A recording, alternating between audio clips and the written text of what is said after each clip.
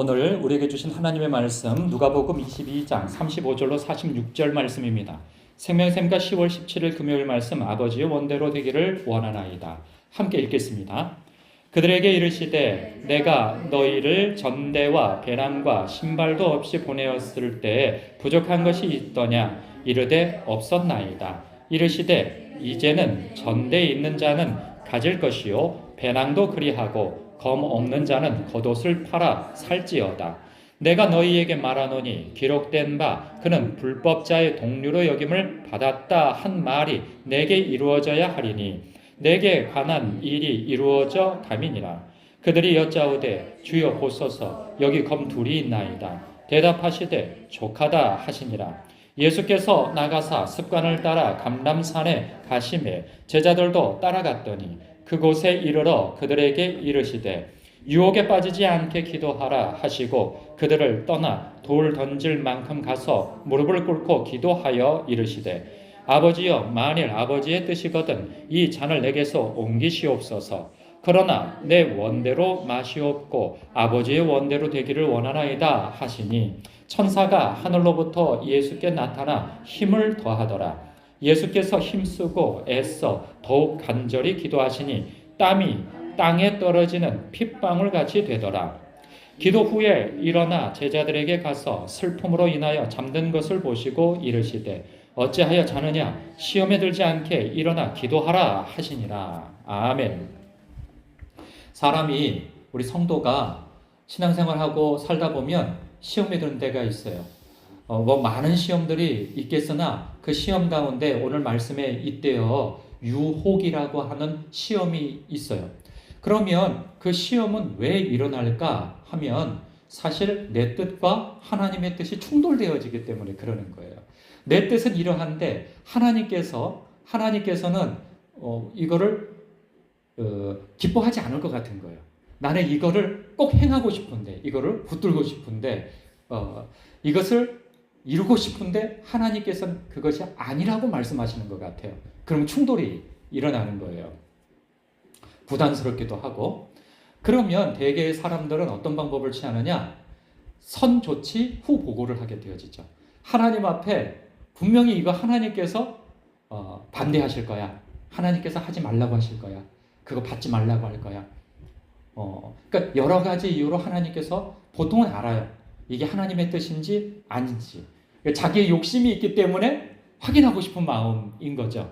그래서 둘 중에 하나예요. 하나님 앞에 나아가 이 문제를 고하든가 아니면 아예 고하지 않고 내가 일을 저지르고 난 다음에 그때 하나님 이것만 잘 되게 하셔준다면 제가 하나님 앞에 11조를 배로 하고 아니면 감사헌금을 어떻게 하고 내가 죽도록 충성하겠나이다 이런 조건을 걸게 되어진단 말이죠. 그것도 안 되어갈 때 그때 뭔가 불안할 때 그렇게 하나님 앞에 기도하게 되어지죠.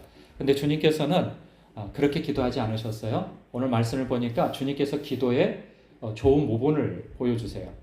제자들 데리시고 감람산 당신이 자주 가서 기도하는 그 장소에 가셔서 기도할 때 여러 제자들이 있을 때 그 11제자죠. 지금은 11제자 가운데 3제자를 특별히 데리고 요한, 야고보 그리고 베드로 그렇죠. 이 3명을 더 가까이 두시고 기도하신단 말이죠. 그리고 당신이 기도하시는 모습을 보여주세요. 그러니까 성경에 기록되어져 있겠죠.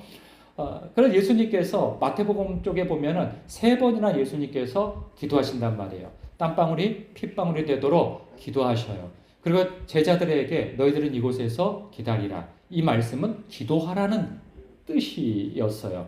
여기 말씀에서는 너희들 깨어 기도하라 이 말씀이죠. 유혹에 빠지지 않게 기도하라 당부하시고 가신 거예요. 근데 기도하고 돌아와 보시니까 제자들이 다 자고 있는 거예요.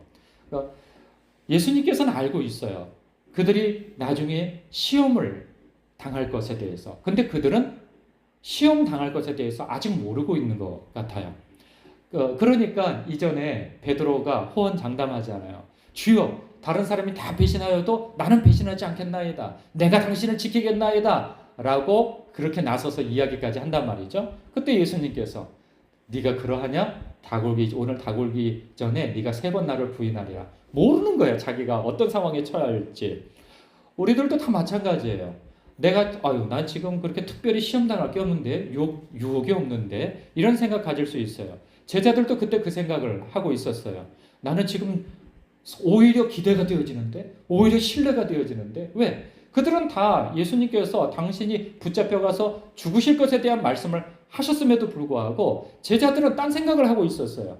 예수님께서 이제 거사를 치르면은 이제 예수님께서 그 구약 성경에 이 다니엘서에서 등장한 것처럼 대단한 능력과 권세를 가지고 이 이방인들을 물리치고 우리와 함께 큰 일을 이루실 거야. 이런 이스라엘의 회복을 일으키실 거야. 라고 생각한 나머지 그들은 한편으로는 기대하고 있을 수 있어요. 내가 이때 전공을 세워야지. 주님께 어떤 불상사가 생기면 내가 그때 나서서 어떻게 이 문제를 해결해야지 하면서 나중에 자기가 공을 많이 세움으로 인하여서 예수님의 우편과 좌편을 차지하게 될 것이라고 하는 그 기대를 가지고 있을지도 모르겠어요. 그래서인지 그들은 오히려 주님께서 너희들 이곳에서 기도하고 있어라. 너희들 유혹받지 않도록 시험에 들지 않도록 기도하고 있어라. 말씀하셨어도 그들은 그것을 마음으로 받지 못하고 오히려 무슨 기도를 해? 졸리기만 하고 이렇게 되어진단 말이죠. 마태복음에 보면 예수님께서 이리 말씀하시죠. 너희는 나와 함께 한시도 깨어서 기도할 수 없느냐라고 말씀하신단 말이죠. 그것은 1시간을 딱 말씀하신 건 아니에요. 보면 예수님께서 최소한 1시간 이상은 기도하고 오신 것 같아요. 그래서 너희들이 나와 함께 한시도, 어찌면 1시간이라고 표현한 그것이 잠시도, 그러니까 1시간이 곧 나와 함께 진심 어리게 1시간 정도라도 기도할 수 없겠느냐라고 말씀하신 것으로도 우리는 해석할 수도 있죠. 우리의 삶에 어떤 유혹과 시험이 올지 우리는 아무도 알지 못해요. 그러나 주님께서는 알고 계세요. 오늘도 우리에게 동일한 말씀을 주신단 말이죠. 저는 늘 기도하고 있는데요. 제자들도 예수님 곁에 있었어요. 예수님 바깥에 있지 않았어요. 진리의 본차 되시고 권세와 능력을 가지신 하나님의 아들 그리스도 옆에 있었어요. 그럼에도 불구하고 그들은 깨닫지를 못합니다. 이후에 어떤 일이 펼쳐질 거에 대해서. 그래서 예수님께서 깨어 기도하라. 유혹에 들지 않도록, 시험에 들지 않도록 깨어 기도하라. 이리 말씀하셨어요. 예수님도 유혹이 있고 시험이 있는 거예요. 그러니까 이렇게 기도하시죠. 주여, 할 수만 있거든 이 잔을 내게서 옮겨 주옵소서. 이게 예수님의 마음인 거예요. 지금 현재. 그래서 예수님께서 왜 이렇게까지 말씀하시나 우리가 의아한 바를 일전에 제가 말씀드린 바가 있죠. 첫째는 뭐다? 성부 하나님과 영원한 사랑의 관계를 가지고 오셨던 분이 이제는 세상의 모든 죄를 짊어지게 되어지면, 대속하게 되어지면 하나님의 저주를 받게 되어진단 말이에요. 그러면 그 사랑의 관계가 단절이 되어져요. 한 번도 하나님과의 그 사랑의 관계에서 떨어지지 않았던 분으로서는 그것이 가장 두려운 거예요. 분명히 이런 것을 경험하신 분이 있어요. 하나님의 임재를 경험하고 체험하신 분들이 있어요. 기도하신 분들 가운데. 그러면 그분들에게 있어서 가장 두려운 것이 뭔지 아세요? 내게서 은사가 사라지는 것?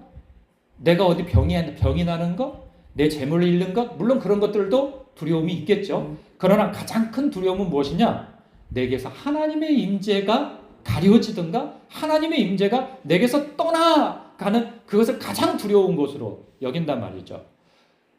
예수님께서는 오죽하셨겠느냐라는 거예요. 그런 부분에 있어서 예수님은 두려운 마음을 가지신 거예요. 또 하나, 예수님은 한 번도 죄를 지으신 적이 없으신 분이세요. 아주 거룩하신 하나님이시고 흠과 죄가 없으신 거룩하신 분으로서 죄를 미워하시고 싫어하시는 주님이세요. 그런데 그 주님께서 세상의 모든 죄를 당신이 다 지시고 하나님의 저주를 받아 이 저주의 나무틀 십자가에 매달려 저주받아 죽게 되어졌을 때 예수님께서는 그것이 가장 싫었던 거예요. 하나님의 임재를 경험한 사람은요 반드시 회개하게 되어져요. 왜? 빛을 경험하게 되어지면 이 더러운 것들이 보여요. 이전에 적당한 빛 가운데 살아갈 때에는 나의 더러움을 자각하지 못해요. 그러나 광명하신 하나님의 임재의 그 빛 아래 비춰진 사람은 자신이 얼마나 더러운 죄인인가를 깨닫게 되어져요. 그래서 그 믿음의 선배들이 그런 얘기를 하잖아요. 어렸을 때 아주 옛날에 내가 친구의 지우개 하나 슬쩍 내 주머니에 넣은 것까지도 회개하게 되어졌다고. 내가 택시를 탔는데 그 택시 옆좌석에 100원이 떨어진 거를 내가 몰래 내 주머니에 넣은 것까지도 회개하게 되어지고, 심지어는 그 신앙의 성인이라고 불려진 성 어거스틴이라고 하는 사람은 자기가 아기였을 때 엄마의 젖을 탐욕스럽게 많이 먹으려고 엄마가 아프도록 그 젖을 빤 것까지도 회개를 했다는 거예요. 그러니까 얼마나 사람이 자신의 죄가 들여다 보이겠어요. 그렇기 때문에 하나님의 임재를 경험한 사람에게 나타나는 특징 하나가 무엇이냐면 죄가 싫어지는 거예요. 전에는 그것이 내가 어른이 성인이 담배 피우는 게 뭐가 나빠? 아니 술 먹는 게 뭐가 나빠? 아니 성경에 술 먹지 말라고 하는 말이 있어? 아니 취하지 말라고 그랬지? 별 얘기를 다 갖다 붙이고 아니 세상에 이런 정도도 하지 않으면 어떻게 사람이 이 세상을 살아가느냐?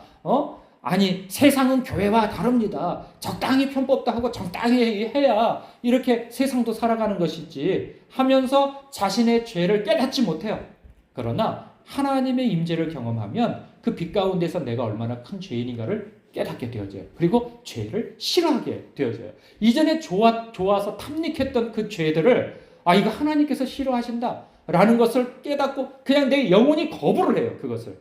그렇기 때문에 더 이상 내가 죄에 가까이 하지 않는데, 약간의 빛을 경험하고도 하나님의 빛을 경험하고도 그런 일이 일어나는데 이 거룩하심의 본체 되시는 예수님께서 그 죄를 당신이 다 뒤집어 쓰고 이 허물과 죄로 당신이 죽으셔야 한다라는 것에, 이것이 억울한 것이 아니라 거룩하신 분으로서 그 죄가 싫은 것이죠. 그래서 그 십자가의 잔을 피하고 싶은 마음도 있으신 거예요. 그러나 그것은 내 감정이고 내가 당할 고난이고, 그러나 아버지의 뜻은 분명한 거예요. 그래서 기도하실 때 땀방울이 핏방울이 되도록 몸부림치며 기도하셨으나 그 결론은 내 뜻이 아닌 아버지의 뜻대로 하옵소서 하고 순종하게 되어진다는 것이죠. 우리가 주님 앞에 진지하게 기도하게 되어지면 내 욕심과 하나님의 선하신 뜻이 충돌되어질 때 우리가 주님 앞에 늘 기도하는 사람이었다고 한다면, 주여 내가 이것을 반드시 붙잡고는 싶으나 주님의 뜻이 그러하시다면 주님의 뜻대로 되어지길 원하나이다 하는 자기 부인과 그리고 내려놓음의 선택을 하게 되어지는 것이죠. 이 시간에도 주님께서 동일하게 말씀하십니다. 너희들이 나와 함께 깨어 기도하라. 유혹에 들지 않도록, 시험에 들지 않도록 깨어 기도하라 말씀하십니다. 이 마지막 때에 주님께서 예언하시면서 당부하실 때에도 때가 악하니라. 그러니 너희는 깨어 기도하라. 이리 말씀하신다 말이죠. 이 시간에도 내가 깨어 있을 뿐만 아니라 깨어 있지 못한 이 죽어 있고 잠자는 사람들 가운데서 같이 잠자고 있는 그러한 형제들이 있어요. 여러분 그들을 위해서도 중보해 주시기를 부탁합니다. 기도하겠습니다.